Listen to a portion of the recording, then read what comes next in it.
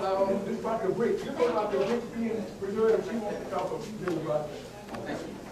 Thank you. Can you talk about that? Yes, I can talk loud enough. Yes, yes. We're not saying this stuff just a little bit.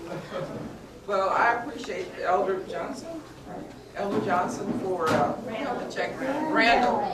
R-A-E, how you spell it? He may be my kinfolk. I'm serious. Anyway, I kind of know my legacy, history, historical pieces about my family. I am Dorris Ellis Robinson, and I am publisher editor of the Houston Sun newspaper. You must know my name. I'm publisher editor of the Houston Sun newspaper. Right now, I am working along with a team of people for the Freedmenstown Preservation Coalition, and we are trying to save the last 7/10 of a mile of the brick streets in Freedmenstown. That's all that's left. Everything else is gone.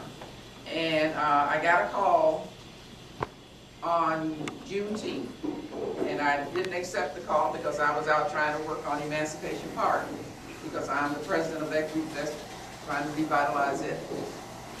But on the 20th, I called the lady back and said, yes, I will convene a meeting. So now we've convened a meeting, and we've just been working for the last 5 weeks or so.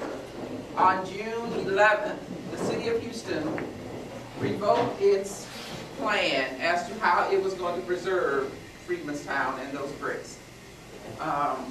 In 2007, Congresswoman Sheila Jackson Lee and Mayor Bill White and the task force that was working on it at that time had an agreement as to how the preservation could be done using micro-tunneling under the sidewalks to place the infrastructure, critical sidewalks. I'm going to ask you to sign this petition so it can be going around as I talk. Everybody sign that. Everybody sign that for that. And so, expecting the infrastructure to take place, place it under the sidewalks, meant that the streets could be preserved. You would not have to dig up the streets. You would not have to disturb those historic bricks that were purchased by African Americans right after slavery and placed by many of the descendants of enslavement after slavery had ended. Well, on June 11th, all 16 of the city council people voted to say pick them up. All 16, not a one, and the mayor. Which means that I say, well, you know, that's a problem, but on every flip side of a problem is an opportunity. That gives us an opportunity throughout the city of Houston to say, you are my city council, and I live in District D, A, B, C, I, F, whatever district, and I want you to rescind that vote and to ask the mayor to place those brick streets back on the agenda and follow the National Historic Preservation Act, sections 106 and 110, because that act has the force of law. And with it having the force of law, Houston is in violation of the law based on what they did. Why are they in violation of the law? Because Houston, Freedmenstown, is part of the National Historic Preservation. It has the little sign, that's what's on the agenda. Freedmenstown Historical District. It's a historical district. So because it's designated a historical district, Gladys House worked to make that happen. Some of you all may know her back in 1984. Because it's a historical district, it comes under that National Historical Preservation Act. Why am I here with you all today? I am here because you all are senior citizens, bottom line. Bottom line. And there's a role for every age group. This age group, I believe, needs to stand, go to City Council on Tuesday at 1:30, wear some black and white, black top, white, however you want to mix it up, and say, do not remove those bricks. Those bricks were placed by ancestors. Those bricks were purchased by ancestors. Those bricks shows that our people were strong, they were precise, they had inspiration, and they did what they had to do to improve their neighborhoods. I know you all come in here and talk about improving neighborhoods. They were doing it back in 1800s, 1900s. They petitioned the city for 6 years to get those bricks placed. The city told them no for 6 years, okay? The city finally said yes in 1913. And when they finally said yes, they said, yes, you can do it. You have to buy your own bricks. They paid $125. The city said, you buy your own bricks and you must have a white contractor. Okay? What were they after? They were after improving their neighborhood. What did they do? They improved their neighborhood. What are we after right now? We're after you saying, leave the bricks alone. Let's find a way to provide the infrastructure, tunnel under the streets, because you know that if you have water, if you have wires under the street, at some point they're going to fail. And you would have to dig back into the streets, tear them up, to replace it, to give the good service that people expect and deserve to have. So we're saying, don't put them under the streets. Put it under the sidewalk. So when the technology fails, when the infrastructure fails, it's okay. Just go dig it up and fix the sidewalk and go on about your business.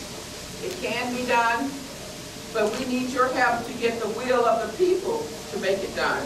And we have 16 council members, 4 of them African Americans. Okay, everybody voted to destroy it.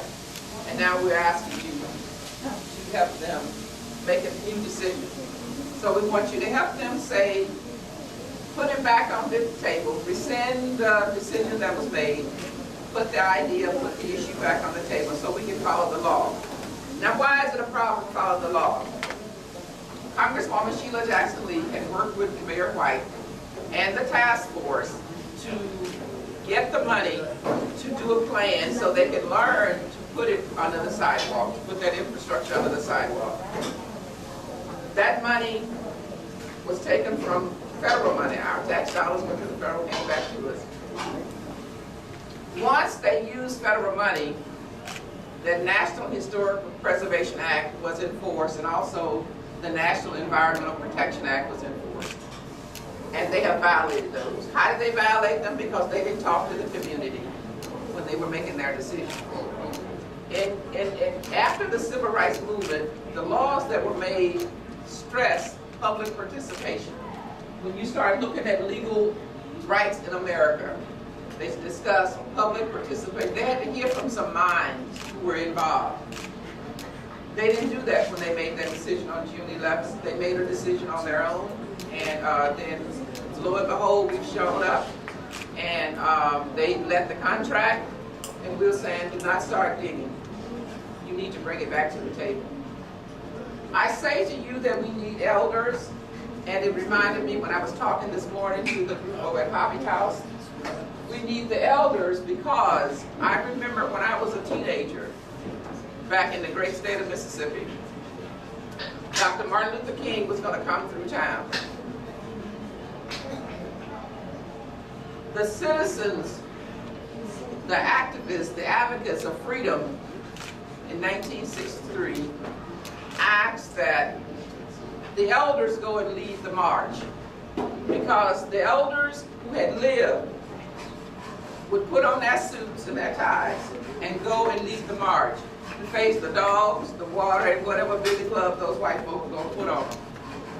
I remember my grandfather put down his his mule, put his plow down, asked my brother to take his plow, went and took off his overalls, took a bath in the round tin tub, went and put on his suit and tie, drove downtown to get in the march.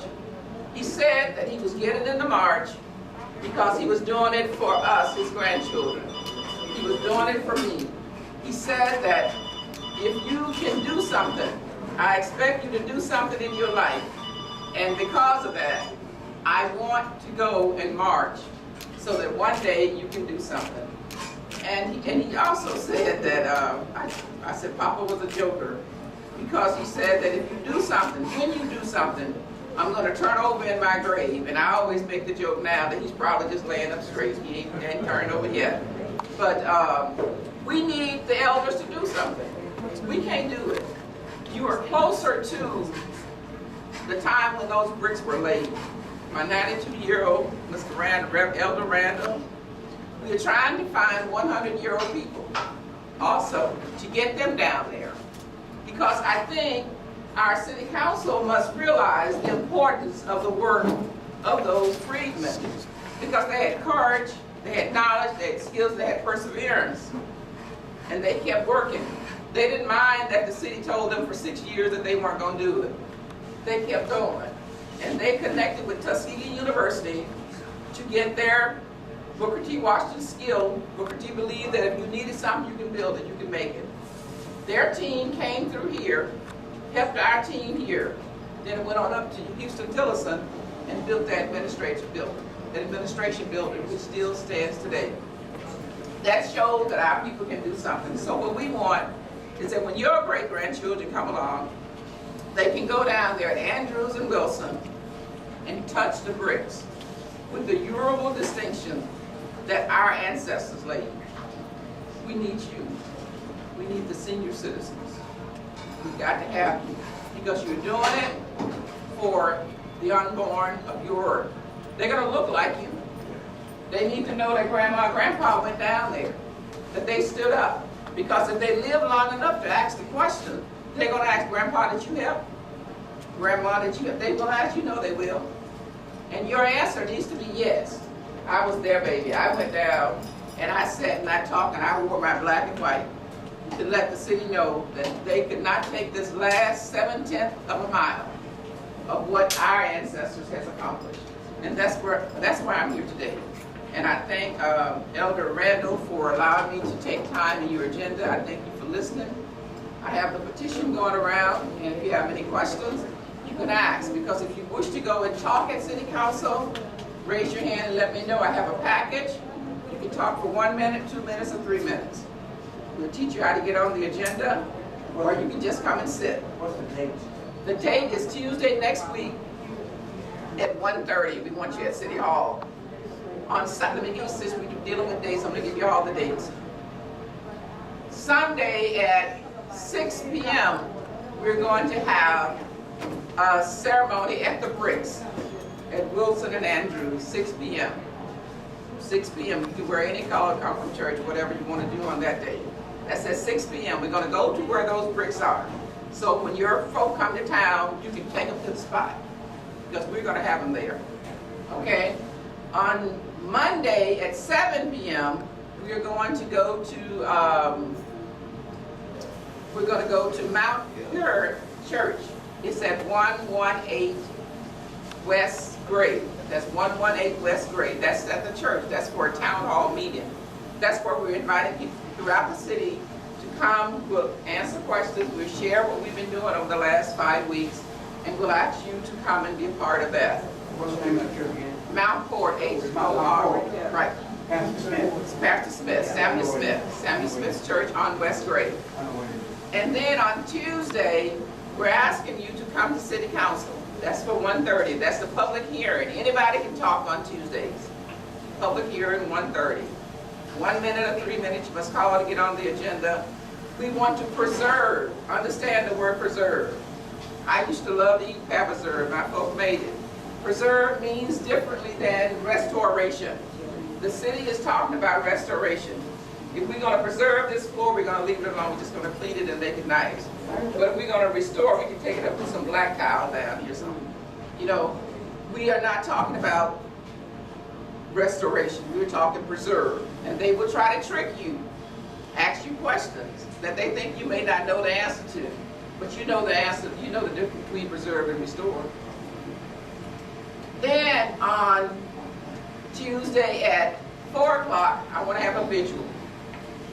I want people to come at the steps of City Hall because we have moved the city into a point where they are willing to meet with the coalition.